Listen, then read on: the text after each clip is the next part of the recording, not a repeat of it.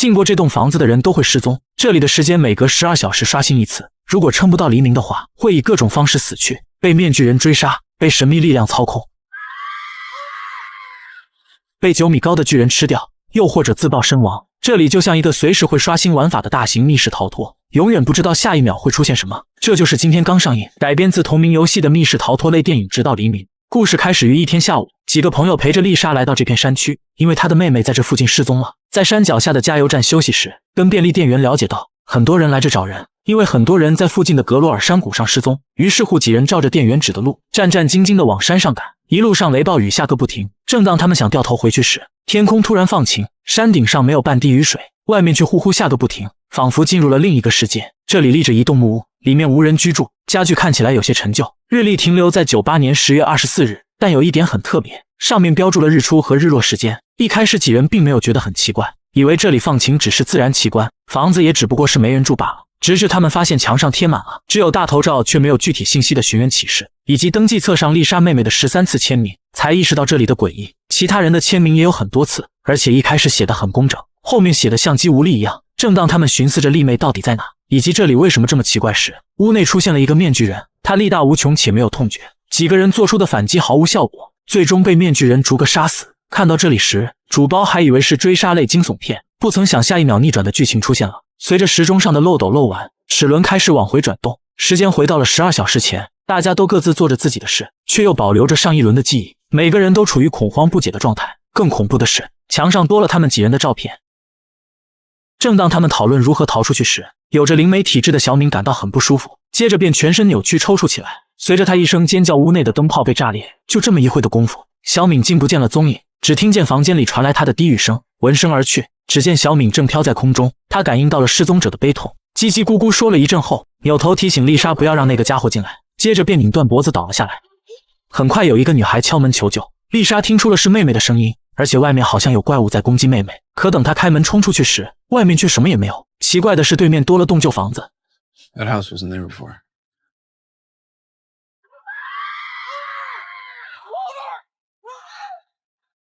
一股无形力量将丽莎拖拽往破房子走，快要到达门口时又突然停了下来。丽莎连忙站起身。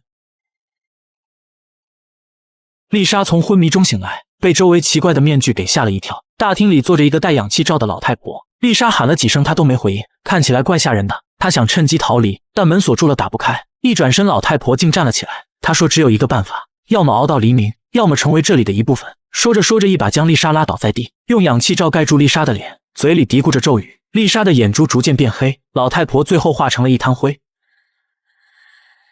卷毛提着电筒赶过来，本想着来救丽莎，却不曾想被戴着面具的丽莎给杀了。剩下的大壮和鼻环姐想趁机开车离开，没想到刚开出去就遇到一个9米高的巨人，吓得他们立即撤了回去，最后被上一轮的面具人给杀死。至于着了魔的丽莎，也是被面具人一脚油门给撞死的。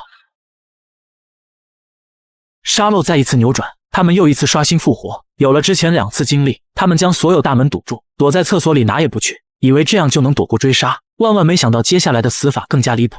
大壮因为太口渴，接了点自来水喝，还另外接了一杯递给其他人。而就在他们解读老太婆说的那番话时，大壮突然咳嗽了起来，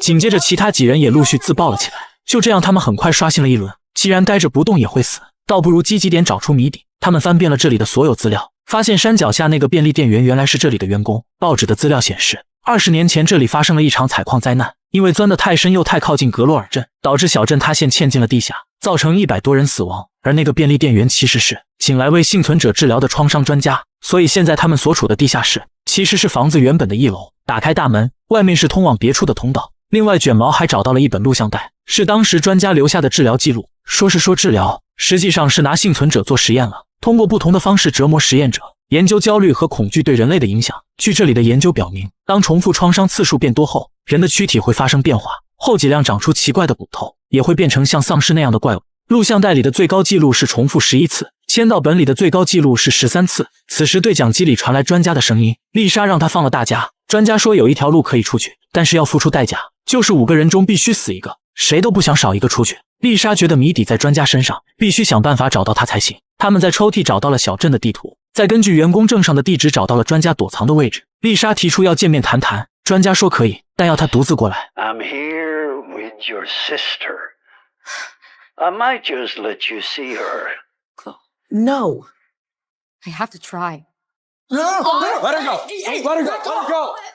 What is wrong with you? 因为大壮拦了一下，大家没有阻止到丽莎去找妹妹。大壮其实是听信了专家的说法，想着丽莎出去容易死掉，其余4个能熬到天亮就逃出去了。殊不知其他人说，如果丽莎在外面死了，我们就在黎明之前互杀，让计划重新启动。首当其冲被杀死的便是大壮。女友鼻环姐实在看不下去，直接将其送走，让卷毛和小敏出去找丽莎。但刚出去没多久，小敏就因被怪物追杀，从玻璃天花板掉了下去，最终被怪物给拖走。而丽莎这边在森林踩中了捕兽夹，捕兽夹下面还拴着一条铁链，她被拖进黑暗之中，费了好大劲才爬出来。没多久，卷毛赶了过来，而就在他帮丽莎解开捕兽夹时，妹妹的身影出现在面前。可当看清楚一点，才发现妹妹原来变成了怪物。卷毛连忙将捕兽夹罩在妹妹脸上，接着带丽莎往矿洞的方向逃离。至此，他们才明白老太婆说的，原来撑不到黎明的话，最终会从玩家变成 NPC。由于这一局死的死，伤的伤，就算有人撑到黎明，也不是完整的5个人。他们选择了重来一次，不过这一次很奇怪，他们直接跳到了第13次，中间那几次的记忆都记不太清了。而大壮的后背已经出现录像带里说的症状，后脊梁长出了奇怪的骨头。 Yeah, nobody has more than 13. Tonight might be our last chance. 此时他们发现小敏不见了，但是他们失去了很多记忆，不知道小敏是不是已经变成 NPC。大壮突然想起自己好像拍了很多视频，翻开手机一看，果然记录了前几轮的经历。丽莎的脸上长了虫，室内遇见巨人怪等等。最后专家出现在镜头里，吹着口哨走进了地下通道。小敏对着镜头说，我决定跟踪他，看看能否找出有用的线索。最后大家一致决定一起闯入地下城，找到专家拯救小敏。可这里的通道四通八达，且四处都有怪物追杀，最终他们几人被迫分开。丽莎独自前往专家的住所，其他3人留下来对付面具人。半路丽莎遇到了妹妹，但她没有圣母心发作，而是将妹妹飞扑在带有尖刺的地方，一招解决掉了妹妹。很快丽莎找到了专家的实验室，原来小敏被关起来做实验了，跟她锁在一起的还有另一只怪物。丽莎在找钥匙的过程中误打误撞走进了监控室，正看得入迷，专家突然走了进来，神神叨叨地说了一大堆。丽莎没有听进去，而是留意到天花板上的水管在滴水，下方正好放着专家的杯子，要知道喝了这里的水可是会爆炸的。丽莎趁其不注意，悄悄将水杯移过去，装了几滴水后，又将水杯移回去。等教授品上一口咖啡后，丽莎谨慎地往后移了一步。Someone always has to die. Yeah. But this time, it's you.